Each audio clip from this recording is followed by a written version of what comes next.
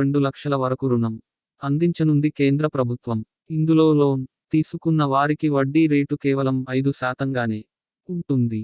అంటే ఇది చాలా తక్కువ వడ్డీ రేటు అని చెప్పవచ్చు. విశ్వకర్మ జయంతి సందర్భంగా ఈ పథకాన్ని అమలు చేస్తామని ప్రకటించారు. బుధవారం జరిగిన కేబినెట్ భేటీలోనే ఆమోదం తెలిపారు. నేతకారులు, కమ్మరి, తాళాలు చేసే వారు, కుమ్మరులు, శిల్పులు, చెప్పులు కుట్టే వారు, తాపీ పని చేసే వారు, లాండ్రీ కార్మికులు, క్షురకులు ఈ స్కీమ్ కింద ప్రయోజనం పొందవచ్చు. వీరి కుటుంబాలకు సులభంగా రుణాలు లభించనున్నాయి. 2028 వరకు 5 ఏళ్ల కాలంలో రూ.13,000 కోట్ల ఆర్థిక వ్యయంతో కూడిన ఈ పథకం తొలి ఏడాది 18 సంప్రదాయ చేతి వృత్తుల వారికి అందించనున్నారు.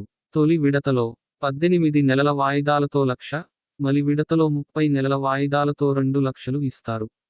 లబ్ధిదారులు